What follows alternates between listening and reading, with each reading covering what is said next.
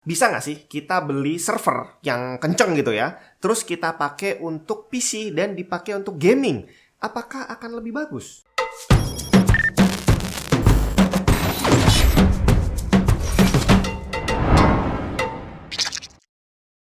Kamu boleh jago rakit PC, tapi kamu nggak bakal bisa ngerakit PC yang kayak gini nih. MSI MEG Aegis Ti5. Gaming PC dari MSI yang nggak kelihatan kayak PC bre. Aegis generasi terbaru ini akan memberikan kamu performance yang super. Menggabungkan prosesor Intel dan RTX generasi terbaru, RAM DDR5 dan PCI Express generasi kelima, membuatnya bukan cuma gahar di tampilan, tapi juga di performance. Dan yang asik, desain Aegis ini nggak akan bisa kamu dapetin dengan ngerakit PC sendiri. Halo semua, Jun di mana? Komputer itu ada macam-macam jenisnya. Salah satunya namanya PC, personal computer, yang berarti dia adalah komputer yang didesain untuk dipakai sama perorangan. Usernya satu doang. Kemudian jenis yang lain adalah server. Nah, ini adalah salah satu contoh server. Ini server yang udah tua, bre. Kemungkinan ada di antara kamu yang lebih muda daripada server ini. Nah, kalau server itu fungsinya udah beda lagi. Dia bukan didesain untuk dipakai oleh satu orang, tapi dipakai oleh banyak orang sekaligus. Nah, berarti secara logika server ini harusnya memang jauh lebih kencang dibandingin PC biasa. Ditambah lagi harganya juga selisih jauh. Nah, ini adalah salah satu contoh server. Dia bukan rakitan, jadi dijual udah dalam bentuk sepaket ini. Ini dari Dell dan namanya adalah PowerEdge SC430. Ini server dirilis sekitar tahun 2005. Dan target pasarnya adalah bisnis kecil-kecilan. Harga resminya saat itu sekitar 1.500 pound sterling. Jadi kalau dirupiahin mungkin sekitar 20 jutaan lebih.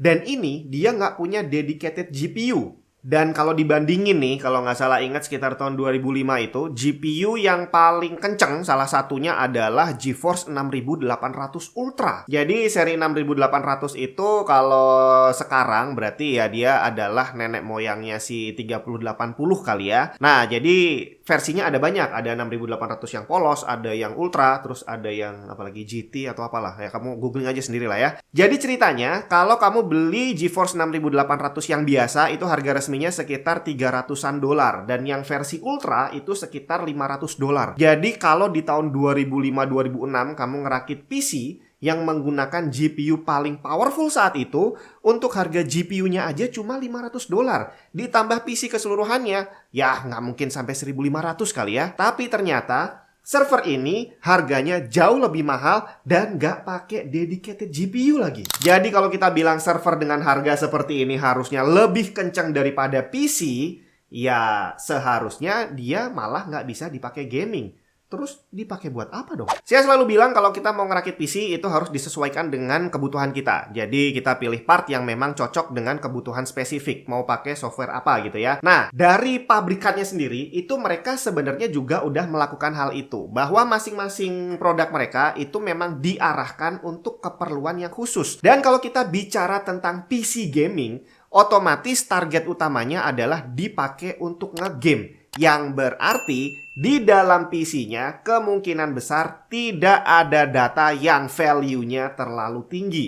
Yang dia butuhkan adalah processing power yang kencang, terus processing grafiknya juga kencang, tapi di situ kemungkinan besar gak ada data-data pembukuan perusahaan, rahasia-rahasia perusahaan yang lain. Kalau soal data penting untuk keperluan kita pribadi, ya pasti bakal ada seperti koleksi foto, koleksi apalagi lagu, game dan segala macam itu pasti ada. Tapi secara value-nya dan secara dampaknya terhadap hajat hidup orang banyak itu nggak ada. Jadi kalau sampai hilang, yang rugi cuma kita doang. Artinya, secara build-nya, dia tidak akan mengutamakan keselamatan data. Yang penting bisa kenceng dipakai ngegame, masalah dia nanti crash dan akhirnya harus install ulang, bodo amat. Yang penting dia kenceng duluan. Sedangkan server, dia akan digunakan untuk keperluan yang sama sekali berbeda. Server seperti ini, dia akan dipakai bukan cuma oleh satu orang, tapi bisa jadi 5 orang, 10 orang, atau bahkan mungkin ratusan atau ribuan orang di perusahaan. Dan masing-masing orang tadi akan punya data yang value-nya bener-bener tinggi. Dan kalau sampai datanya ada yang hilang, kerugiannya bukan cuma 10 atau 20 ribu bre. Bisa jadi puluhan atau ratusan juta. Dan untuk tugas yang harus dia lakukan, kemungkinan besar juga tidak akan seberat kita main game.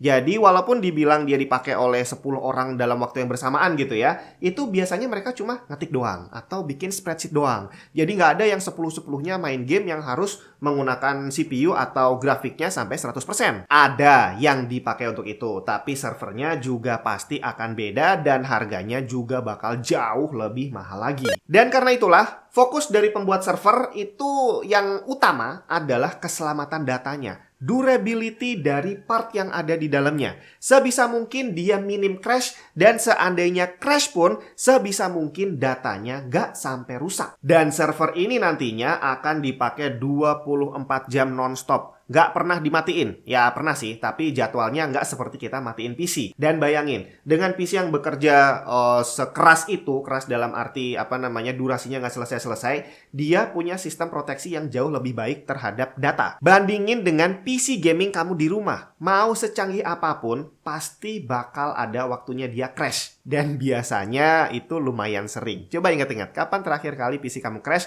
dan akhirnya harus ada data yang hilang atau harus install ulang sesuatu? Kayaknya sering banget deh ya. Oke, balik lagi ke PowerEdge SC430 ini. Apa yang membuat dia mahal banget? Kenapa kok harganya harus 1.500 pound sterling? Dia menggunakan CPU Intel Pentium 4 3GHz single core tapi udah hyperthread. Kemudian RAM yang dia gunakan adalah 2x512GB DDR2 ACC. Jadi RAM-nya punya teknologi Error Correcting Code atau ECC. Umumnya RAM PC rakitan itu nggak punya ECC. Tapi ini umumnya, nggak semua. Kalau sekarang sih, kalau kamu mau cari yang ECC, bisa. Tapi harus support semuanya ya. CPU harus support, motherboardnya juga harus support. Jadi ceritanya, saat PC kita bekerja, RAM akan memproses semua hal yang dikerjakan oleh PC. Dan tidak semua akan berjalan dengan sempurna. Akan ada error yang terjadi, baik yang besar maupun yang kecil. Terus ada satu jenis error yang bisa terjadi dan disebut dengan single bit error. Jadi ada satu bit data yang harusnya diinput sebagai 0 misalkan, tapi malah terregister sebagai 1. Atau sebaliknya. Dan error ini sangat minor sehingga pada sistem biasa seringkali tidak terdeteksi dan tesnya akan tetap berjalan dengan normal. Jadi ibaratnya kita harusnya ngetik ya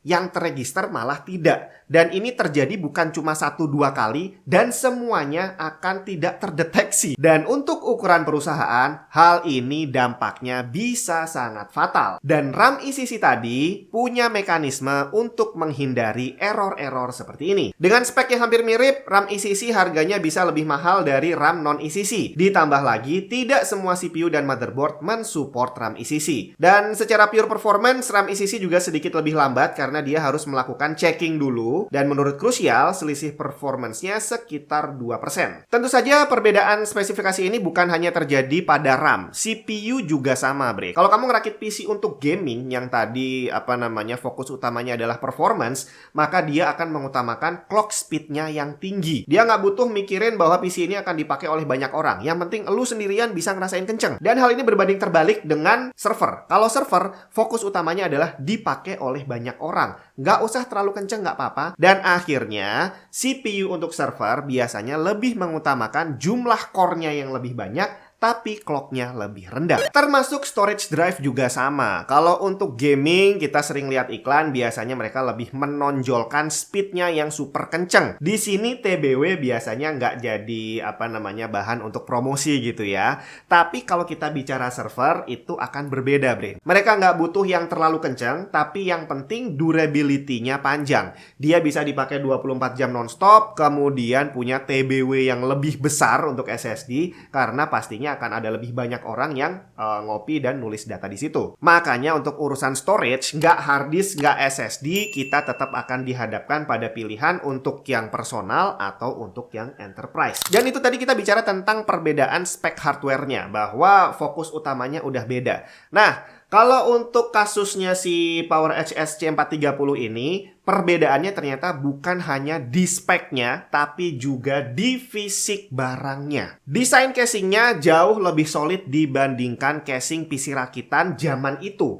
Bahkan kalau saya pegang ini ya, dan saya bandingin dengan casing PC rakitan zaman sekarang pun, itu punyanya Dell ini jauh lebih kokoh, Bre. Dari bobotnya udah terasa berat banget, terus dia dibuka dengan mekanisme kayak gini nih. Dan ini nggak bisa kamu temui di casing PC rakitan modern sekalipun. Dan begitu dibuka, terasa banget bahwa side panelnya tebel banget. Belum lagi desain dalamnya yang kelihatan beda jauh dengan PC rakitan. CPU coolernya nih terutama, yang benar-benar didesain untuk memastikan bahwa CPU-nya adem terus walaupun dipakai kerja nonstop. Tambahan lagi adalah operating systemnya. Yang kita tahu semua orang banyak pakai Windows 10, Windows 11, Windows 7 gitu ya. Tapi untuk server ada versi Windows yang berbeda. Windows Server namanya. Dan tugasnya beda banget sama Windows yang versi biasa. Contohnya nih, siapa di antara kamu yang sempat pusing mikirin auto update-nya Windows yang nggak bisa dihentikan? Gimana cara ngubah settingnya biar nggak otomatis update gitu ya?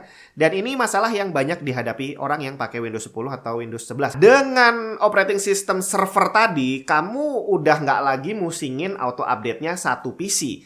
Dia bisa mengatur auto update ratusan PC sekaligus di dalam satu jaringan. Untuk detail lebih lanjutnya nggak bisa dibahas di sini karena bakal panjang banget. Tapi yang pasti perbedaan harganya juga jauh banget, bre. Windows 10 yang resmi dari Microsoft harganya sekitar 100-300 USD. Tapi untuk Windows Server itu dia bisa berkisar antara 500-6 ribuan USD. Jauh banget kan? Makanya nggak heran kenapa server yang kayaknya speknya biasa-biasa aja kok harganya bisa jauh lebih mahal dari PC gaming yang speknya terlihat lebih kencang. Dan ini sekaligus menjawab pertanyaan banyak orang, apakah kalau saya mau ngerakit PC, lebih baik saya beli PC yang speknya bagus, yang sekarang, atau dengan duit yang sama, saya beli PC server yang mungkin setahun atau 2 tahun lebih tua, harganya sama tapi harusnya kan jauh lebih kencang. Nah, jawabannya adalah nggak bisa. Karena tugasnya sangat jauh berbeda. Ya, jadi kira-kira seperti itulah perbedaan antara server dan PC. Jangan mentang-mentang harganya sama, mendingan beli server karena speknya harusnya lebih kencang. Beda tugas, jadi nggak bisa disamakan. Semoga bermanfaat, kita ketemu lagi di video yang lain.